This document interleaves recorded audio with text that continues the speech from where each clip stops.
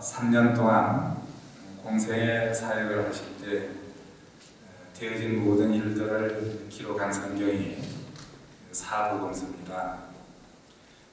그런데 이 사복음서에 보면 초반 첫 해, 둘째 해, 그리고 3년 거의 마지막까지는 비교적 짧은 절수로 이렇게 기록이 되어져 있고, 마지막 예수님의 생애에 한 주간과 그리고 순환, 죽으심, 부활, 또 그리고 마지막에 잠깐 기록되는 승천까지의 그 내용이 비교적 길게 이렇게 기록이 되어져 있습니다.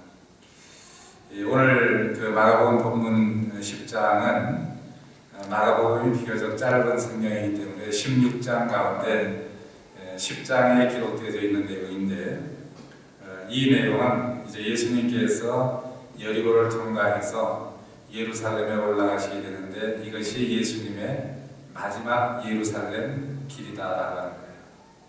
그러니까 예수님께서 십자가를 지시기 불과 얼마 전에 되어진 그런 사건임을 우리가 보게 되어집니다. 오늘 말씀해 보니까 거지 소경 바디메오라고 하는 사람이 나타나고 있죠. 이 사람은 이제 앞을 볼 수 없는 그런 답답한 사람이었고, 지나가는 사람들이 동정을 하면 그것을 가지고 하루하루 살아가는 그런 사람이었습니다. 평소에 예수님에 대한 소문을 이 바디메오도 들었던 것이 분명합니다. 예수님께서 병든 자를 고치시고 또 죽은 자도 살리셨다라고 하는 그 소문이 바디메오 귀에까지 들렸던 것이다 그 말입니다. 지금처럼 교통이 발달되어졌으면 어디에 용한 의사가 있다 하면 즉시 달려가죠. 요즘 돈이 좀 있는 사람들은 한국에서 병이 났는데 한국에서 고치기 어렵다 하면 미국까지도 비행기를 타고 오죠. 또 다른 나라에 있는 사람들이 요즘 한국에 병원을 찾아가기 위해서 의료 여행을 하는 사람도 많이 있다 합니다.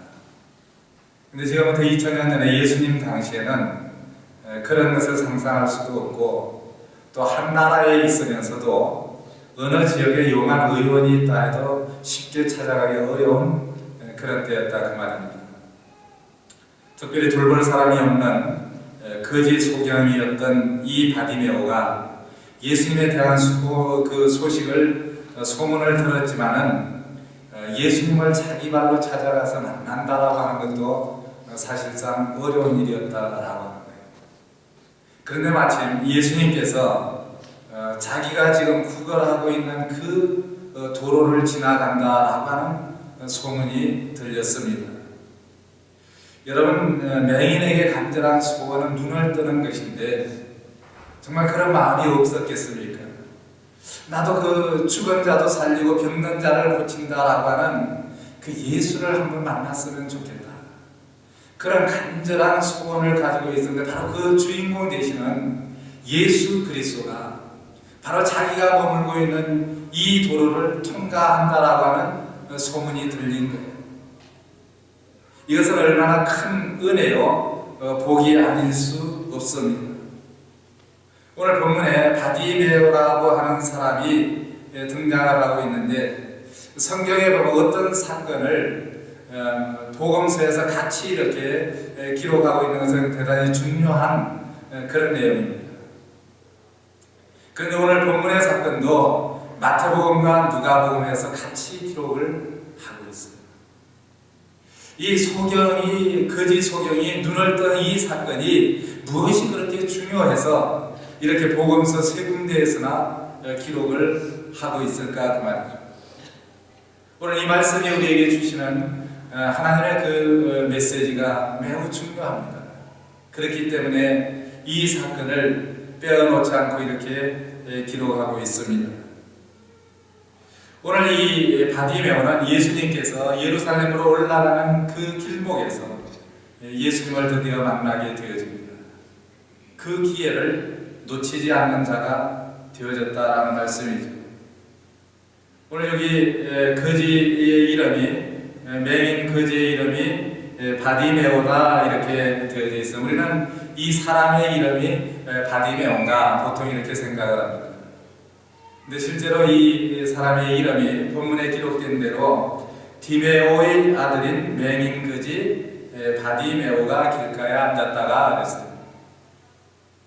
이 바디메오라고 하는 이 이름은 바라고 하는 단어는 아들이다. 그 다음에 디메오라고 하는 것은 아버지의 성씨. 그러니까 우리말로 쉽게 소개를 드리면 저 아래 동네 김씨 아들, 저 윗동네 이씨 아들 그런 거예요. 그래서 바디메오입니다. 디메오의 아들이다.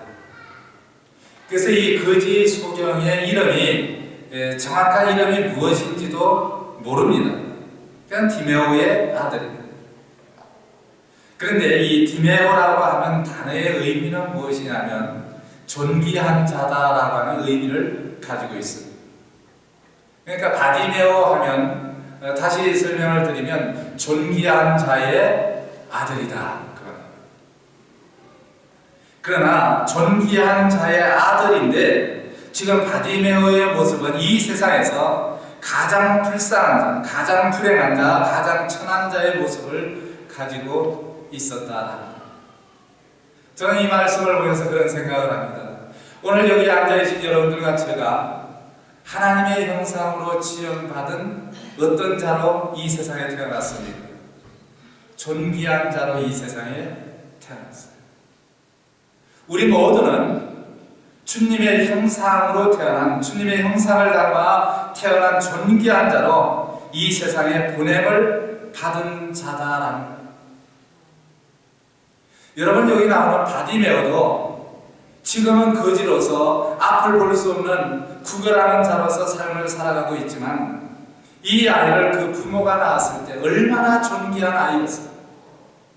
자라면서 부모에게 사랑을 받으면서 자란 그런 아이가 아니었습니까? 그러나 언제부터인가 알지 못하지만은 길거리로 내던짐을 당하게 되었어요. 길거리로 나와서 존귀한 자의 아들과는 전혀 거리가 먼 천한 자의 삶을 살아가고 있습니다.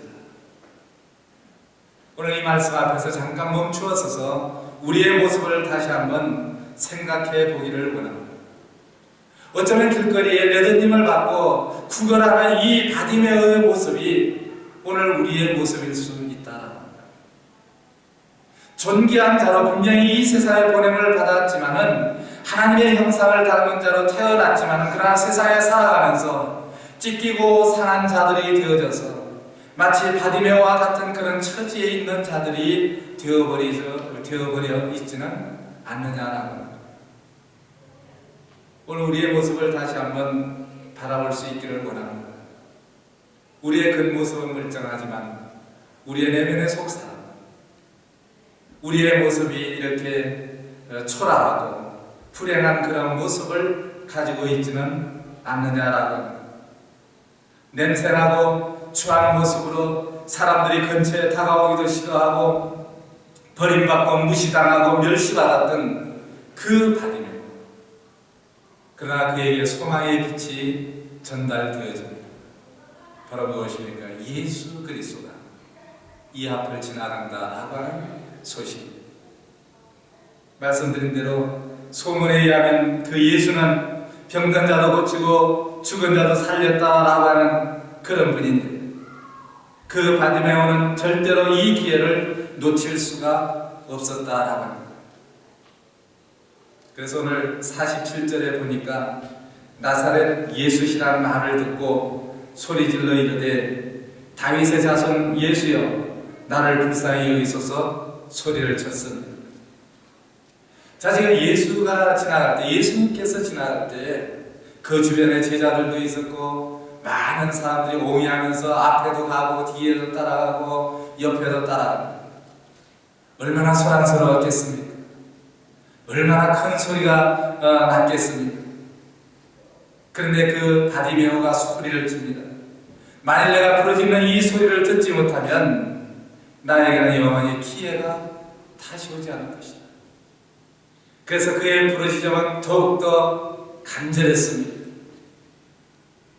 오늘 이 바디메오의 외침이 오늘 우리의 외침이 되어질 수 있기를 원합니다.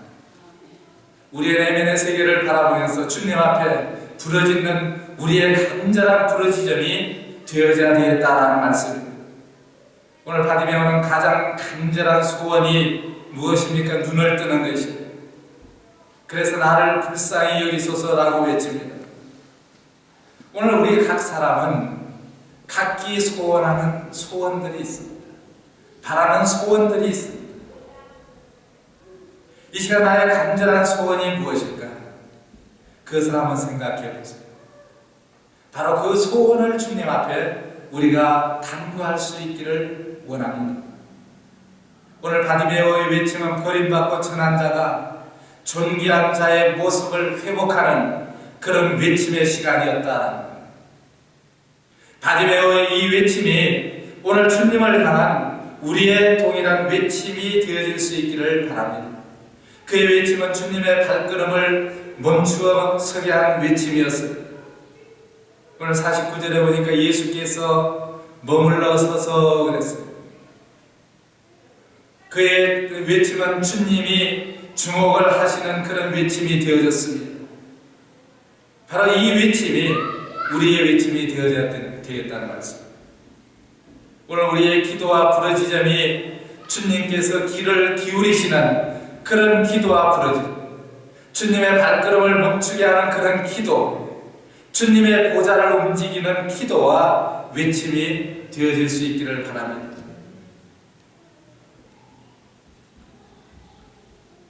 우리가 주님 앞에 부르짖고 외칠 때 주님 앞에 한 걸음 한 걸음 가까이 가기를 원할 때 항상 방해 요소들이 우리 앞을 가로막습니다. 47절에 이 바디메오가 예수란 말을 듣고 소리질러 이르되 다윗의 자손 예수여 나를 불쌍히 여기소서. 첫 번째 외쳤습니다. 예수님께서 그 첫 번째 외침을 듣고 발걸음을 멈추셨습니까? 그렇지 않습니다. 48절에 보니까 많은 사람이 꾸짖어. 이것은 바디메오가 예수님께 나아가는 데 있어서 방해꾼들, 많은 사람이 꾸짖어 잠잠하라. 네가 어디 거지가 감히 여기서 소리치는 거야. 오늘 우리 신앙생활에도 이러한 일들이 끊임없이 일어납니다. 우리가 주님을 향하여서 날마다 가까이 나갈 때 그 우리의 나감을 방해하는 요소들이 끊임없이 나옵니다. 그것이 때로는 사람일 수도 있고, 때로는 환경일 수도 있고, 때로는 나의 건강일 수도 있고, 때로는 나의 마음일 수도 있다라는 말씀이죠. 이러한 장애 요소들이 우리 앞에 다가오고 우리를 가로막을 때 많은 사람들이 어떻게 합니까? 그 방해 요인에 가로막혀서 주님을 바라보지 못합니다. 주님께 부르짖는 그 외침을 중단한다. 근데 오늘 바디메오는 어떻게 합니까? 많은 사람이 꾸짖어 잠잠하라 하되 그가 더욱더 크게 소리를 질렀다. 우리 앞에 신앙의 방해 요소들이 가로막히면 가로막힐수록 어떻게 해야 된다는 거예요? 더 크게 주님께 소리치고 더 주님 앞으로 한 발자국 더 가까이 나가야 된다라고 하는 거예요.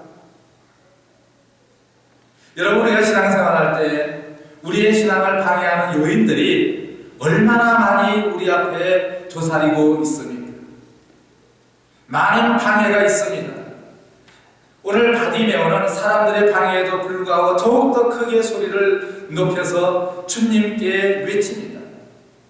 다윗의 자손 예수여 나를 불쌍히 여기소서.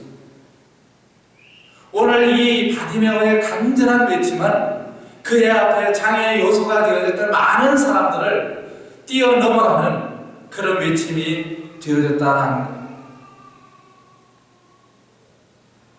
오늘 우리 믿음의 성도들이 주님을 위해서 살 때, 주님을 위해서 헌신하고 봉사할 때 이러한 장애 요인들이 우리 앞을 가로막는다 하더라도 장애 요인이나 옳테면 나는 이 장애 요인을 뛰어넘어서 어디로 가리라? 주님께로 나아가리라. 오늘 이런 믿음의 각오가 우리에게 분명히 있어야 되겠습니다. 오늘 바디메오가 더욱더 큰 소리로 외쳤을 때 그 소리가 누구의 귀에 들렸습니까? 예수님의 귀에 들렸습니다. 군중들의 많은 떠드는 소리를 듣고 그 소리가 예수님의 귀에까지 들렸습니다. 그래서 49절에 보니까 예수께서 머물러 서서 그랬어요. 그리고 하신 말씀이 무엇입니까? 그를 부르라 하시니 그들이 그 맹인을 불렀다 그랬어요. 참 승리의 계승가를 올릴 만한 그러한 장면이 아닙니다. 방해의 요인이 있었음에도 불구하고 큰 소리로 외쳤더니 그 소리가 주님의 귀에 들렸고 주님께서 그 소리를 듣고 발걸음을 멈추어 섰고 지금 옆에서 잠잠하라 너는 떠들지 마라 외쳤던 그 사람들이 이 바디메오에 가서 뭐라고 말합니까? 조용히 하라 그랬던 사람들이 안심하고 일어나라. 그가 너를 부르신다. 예수가 너를 부르신다. 이 얼마나 영광스러운 장면입니다. 오늘 우리 신앙생활할 때 좀 이런 승리하는 신앙의 기쁨을 누리면서 신앙생활을 할 수 있기를 바랍니다. 바디메오의 이러한 간절함이 예수님의 발걸음을 멈추었고 이제 예수님께서 그에게 묻습니다. 네게 무엇을 하여 주기를 원하느냐? 자, 바디메오는 눈을 감고 있는 거지입니다. 거지니까 예수님께서 네게 무엇 해주기를 원하느냐 했을 때 좀 이렇게 좀 모자라는 사람은 무엇을 요구합니까? 눈을 감고 있어도 좋으니 부자가 되게 해주세요. 이 바디메오는 다른 것 다 생각지 않습니다. 오직 한 가지 무엇 생각했습니까? 내가 눈을 뜨기를 원합니다. 내 눈을 뜨게 해주십시오. 보기를 원합니다. 오늘 우리 주님께서 동일하게 우리에게 질문하십니다. 이 시간 주님의 음성으로 우리 함께 들으면서 우리 주님이 내가 네게 무엇을 해주기를 원하느냐 라고 할 때 우리는 무엇을 주님께 요구하겠습니까? 아마 각기 소원이 다 다를 것입니다. 나의 가장 큰 소원 그것이 무엇일까? 오늘 바라기는 거지 소경 바디메오가 이제 앞을 볼 수 없는 거지였는데 거지 소경 바디메오가 내가 보기를 원합니다. 그래도 우리 가운데 하나님 내가 보기를 원합니다. 이런 답이 아니라 제가 부자가 되기를 원합니다. 제발 이 구걸하는 깡통 버리게 해주시고 더럽고 냄새나는 이 옷 갈아입게 해주시고 좋은 집을 주시고 이런 어리석은 요구를 주님께 하는 자들이 되지 않기를 원합니다. 내가 보기를 원합니다. 오늘 바디메오가 보기를 원합니다 라고 했을 때 주님께서 뭐라고 말씀하십니까? 네 믿음이 너를 온전케 하였느니라. 네 믿음이 너를 구원하였느니라.